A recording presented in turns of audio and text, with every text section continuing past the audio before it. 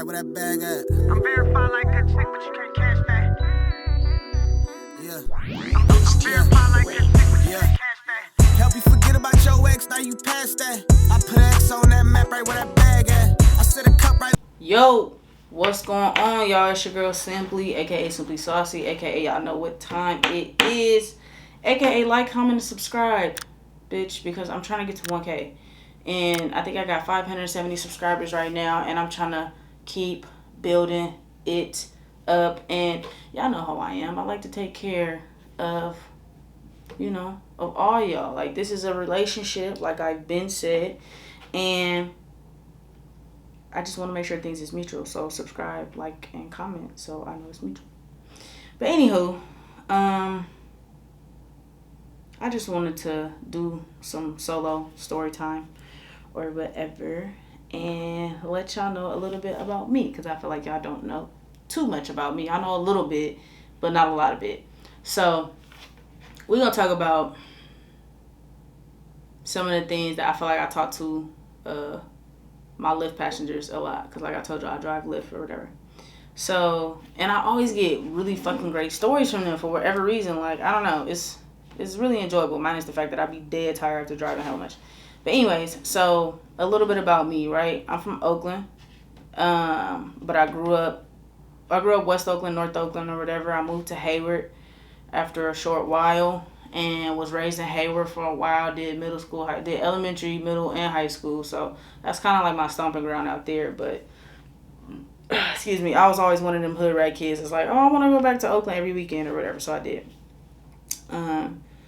And with that being said, you are like, whatever you think of yourself and like the things that you want to attract, when I tell you, if that's heavily what's on your mind and that's all that you think about, like, you will attract it. Like, so when I was growing up, I hella wanted to be like grown. Like, I don't know why, like, not like fast or nothing like that, like as a girl or whatever, but like grown, where it was like, I want to know how to drive, I want to be smoking, I want to be drinking. It's like, maybe because that's the things that was going on around me, but that's what I wanted. Like, I just wanted that independence of being able to do whatever I wanted to do.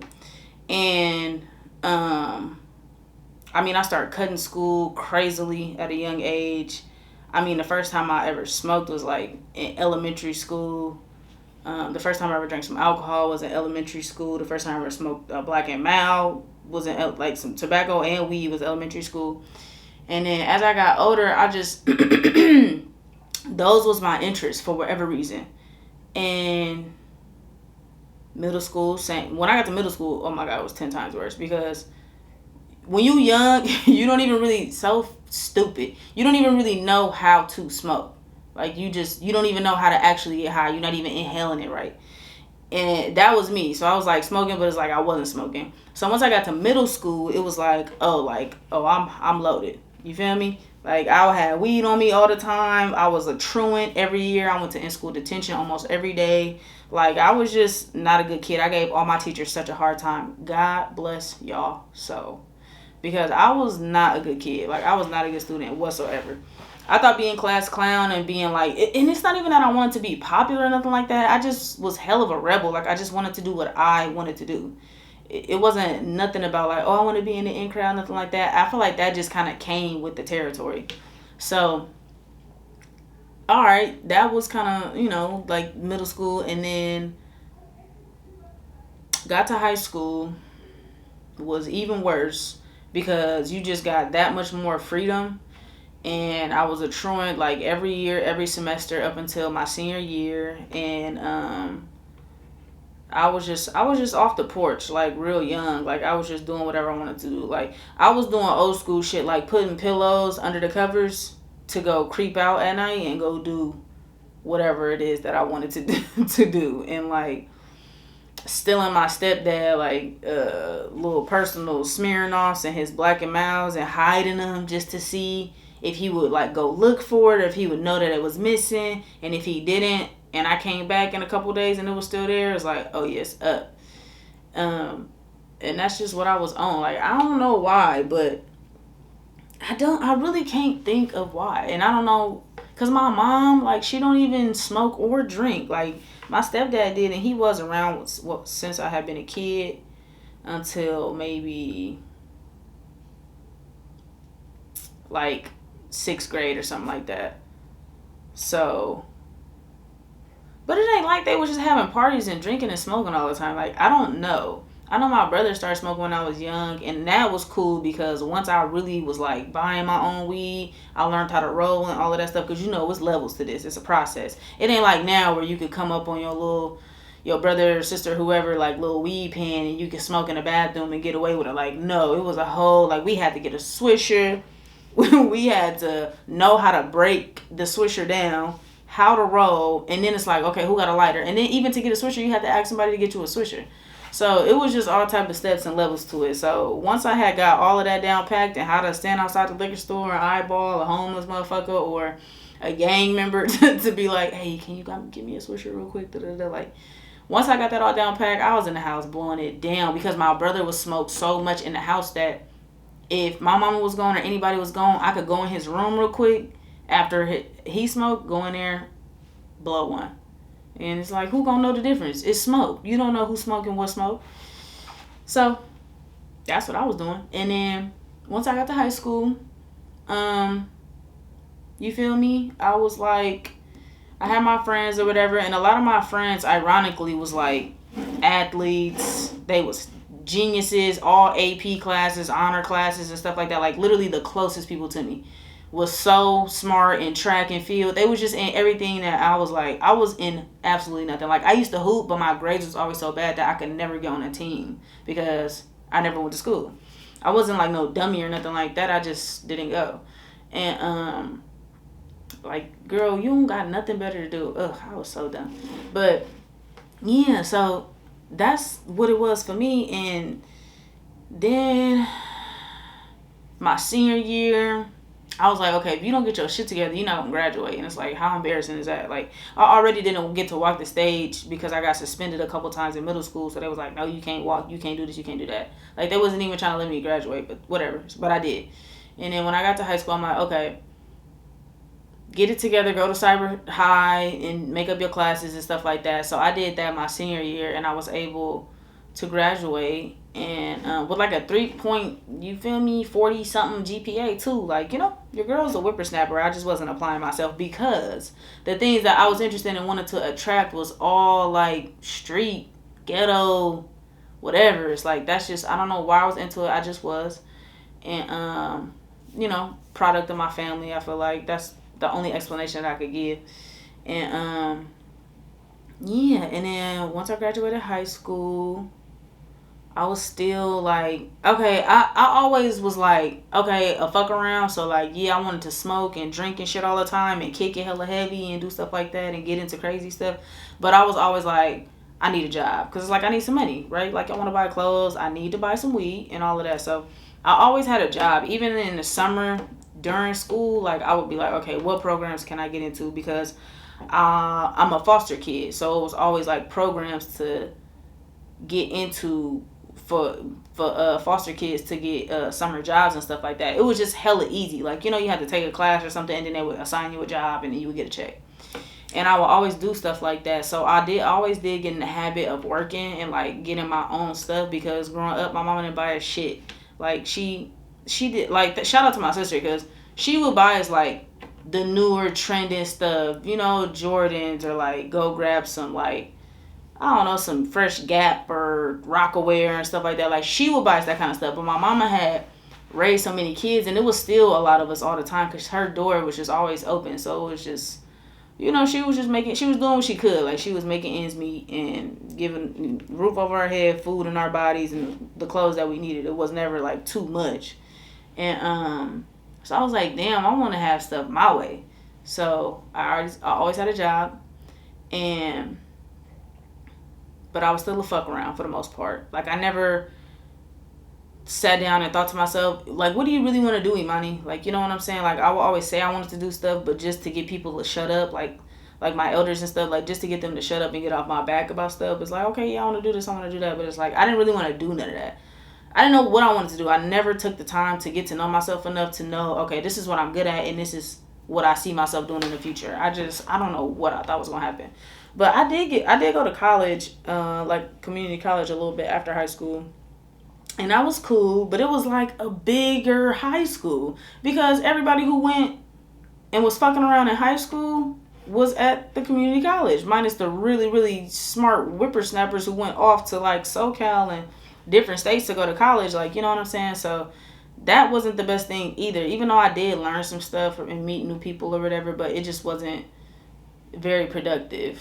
So I basically dropped out. Like, I went for I don't even know how long, and then I ended up dropping out and never completed a lot of those classes. And then I was like, okay, take some time off, just work full time. So I did. I went to Chabot after high school, and then I went to Laney, which is in Oakland. So I was like, okay, well, if I go to Oakland, like, I'm gonna just know less people because I predominantly went to school in Hayward.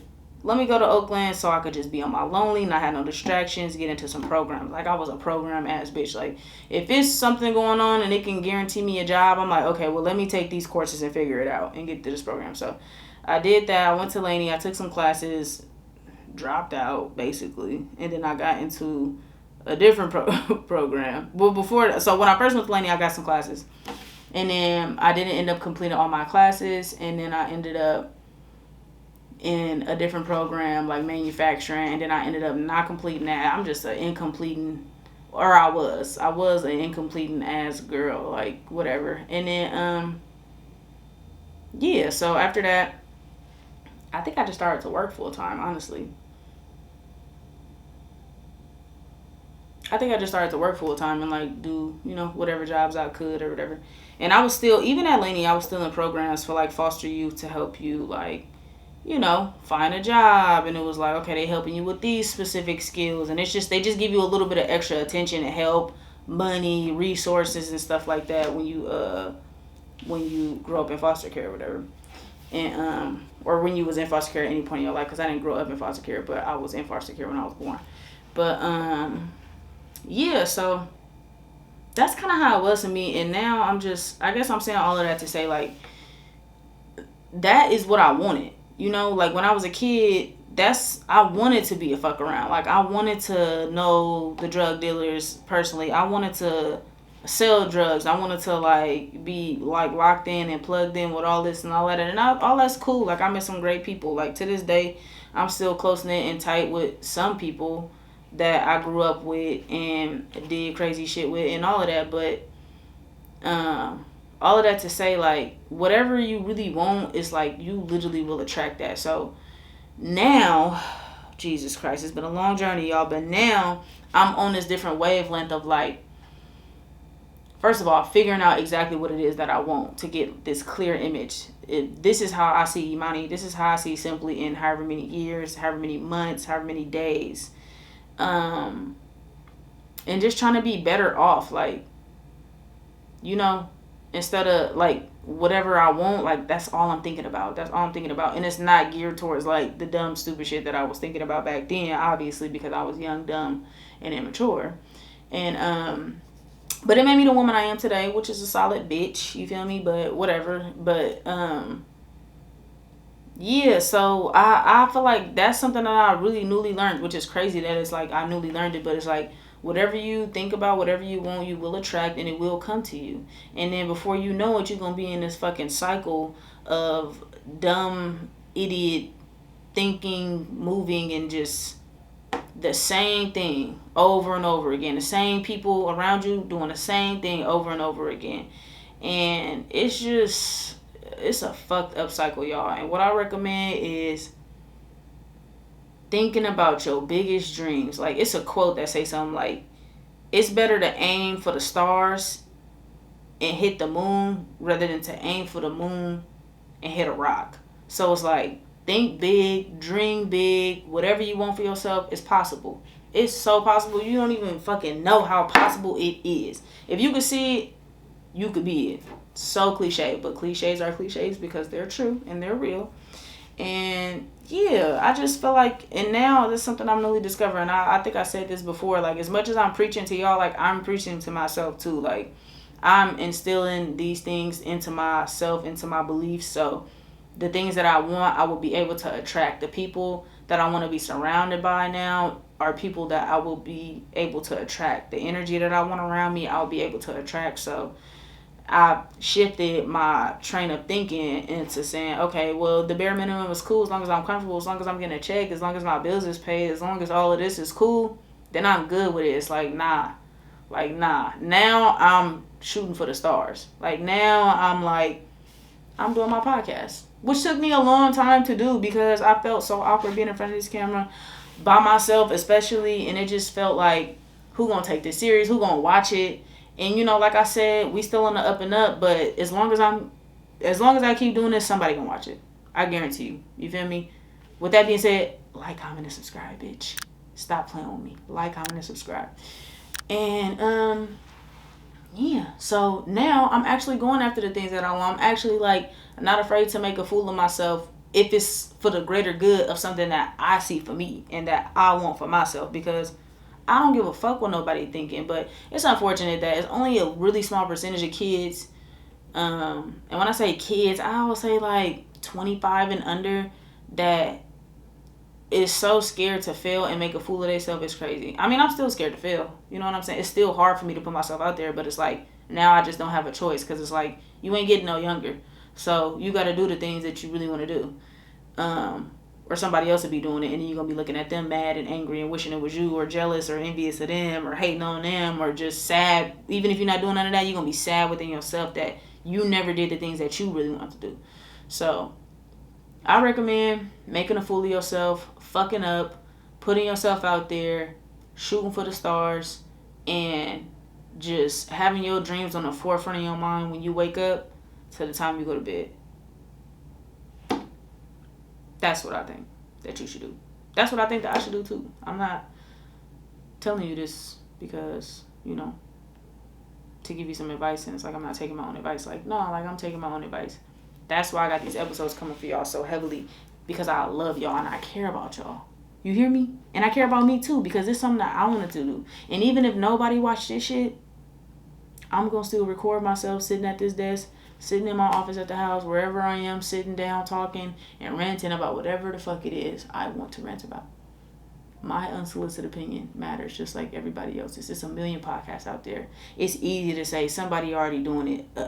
100 people already doing it. 50 people, not 50, but 500 people already doing it. And so many people already doing it. So what? Who give a fuck what they got going on? It's literally never going to be like what you got going on. And it's never going to be what you put out into the world. And I say that with full confidence, because nobody is you. Give a fuck if you got a twin. Ain't nobody you. Like, can't nobody do what you do how you do it. Ain't nobody live the life that you live how you lived it. So you got to keep it pushing with your own shit. With what you believe in, what you stand on, and what you should be believing in, baby. Give me you a hint. Come a little closer. That's what you should be believing in. Because you got all of the answers. You just got to go out and get them. You know what I'm saying? You just got to go out and get the things that you want. They already exist. They already out there. So that's all it is. You know, God is real. And he believe in you. She believe in you. Whatever God look like. You know what I'm saying? But, yeah, that's my sermon for the day. That's my sermon for the day. But I do, everything that I said, I truly, truly, truly believe it. And now I'm doing my best to not do myself a disservice and truly, truly act in those ways and the things that I believe in and what I'm telling y'all. Like, I'm acting upon my beliefs now in myself. So I would just appreciate if y'all did the same thing. And if you watching me,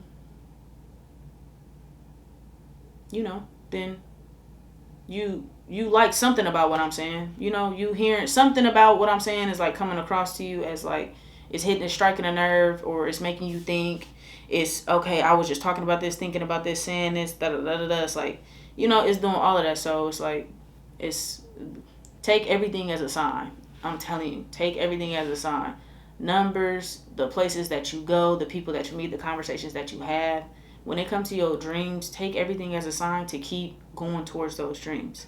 Because it is. That's the journey. That's the plan. You know what I'm saying? Like, even if you fall off, just jump right back up.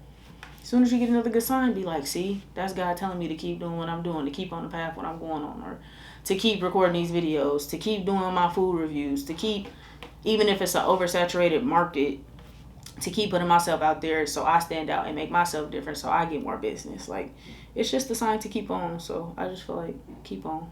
And I also feel like comment, and subscribe. Because this is what I'm doing, right? This is what I love. I love to talk. I literally love to get my unsolicited opinion. I love to meet people at bars and tell my life story. And I ain't going to give y'all my life story just yet. I'm going to wait on it because I don't want to get on here and get emotional or get, too in my feelings up on here just yet. So that take time. I need the commitment on y'all end, and then, and then I'll bust all of that out. But okay, I appreciate y'all tuning in. Like I said, that's my sermon. I have nothing left to give today. But shout out to y'all for tuning in. Like, comment, and subscribe. Hit that email. Hit that email. I'll put it right there. And let me know what you going through. Let me know how you overcoming what you overcoming. Let me know if you need some advice. Let me know if you got a story to tell, whatever it is. Like, just hit that email with it. Let me know if you got some deep, dark, dirty shit to get off your chest. Because don't let it rot inside you. Don't let it fester up. Tell me. I can keep a secret. And even if I say it on here and bring it up on here, it's still going to be a secret between me and you. So, you can trust me. Alright, y'all. Like, comment, subscribe. It's your girl, Simply, a.k.a. Simply Saucy, a.k.a. y'all know what time it is. Signing out, y'all. Peace. Right where that bag at. I'm verified like a chick, but you can't cash that. Yeah. I'm verified like a chick, but you Yeah. can't cash that. Help you forget about your ex, now you past that. I put X on that map right where that